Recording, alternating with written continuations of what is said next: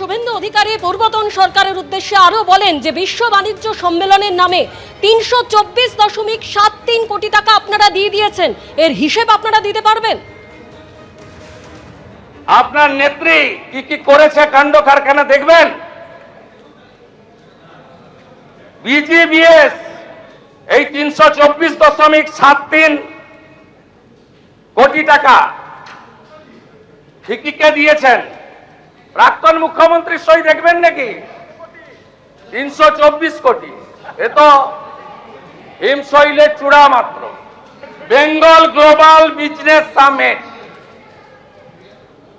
সরকার করেছে,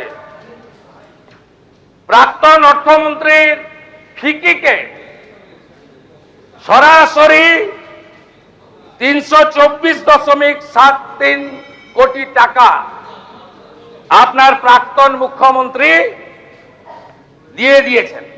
আপনি পারেন দিতে?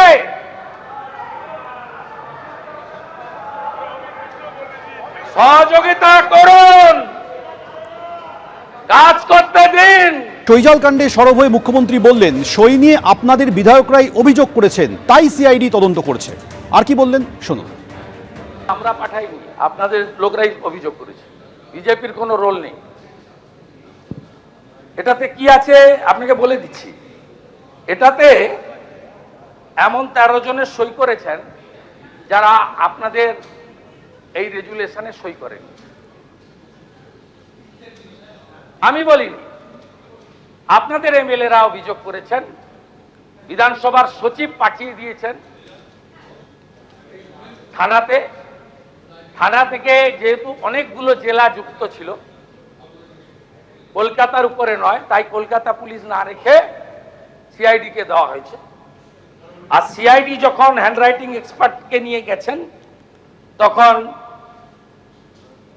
দেখা গেছে 13 জনের অরিজিনাল সই নয়, যার মধ্যে 3 জন অন রেকর্ড সিআইডি কে বলেছেন যে সইগুলো আমাদের।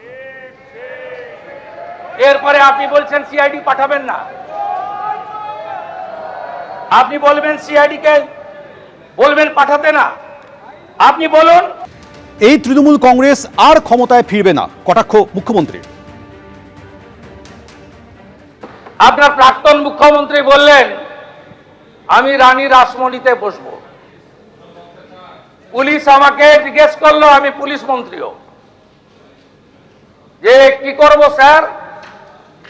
আমি বললাম পারমিশন দেবেন, ওয়াই চ্যানেলে বসতে বলুন, যতক্ষণ খুশি বসতে বলুন, করুন, ডেলি মিছিল করুন, নো প্রবলেম, কিন্তু আসতে পারবেন না, আসতে আর কোনোদিন পারবেন না। আমি জানি 34 সালের কমিউনিস্টদের অত্যাচার ভেঙে 11-র পরিবর্তনেও আমি রাস্তায় ছিলাম, আর 26-এ আপনাদের তাড়ানোর কাজেও আমি রাস্তাতে ছিলাম। আমি জানি আপনারা আর আসতে পারবেন না, ও চ্যাপ্টার ক্লোজ হয়ে গেছে। पुष्पा झुकेगा नहीं, उसका पुष्पा मार्केट में मार्केट ही नहीं, मार्केट छोड़ के भाग। एबीपी आनंद एगिए थाके एगिए राखे।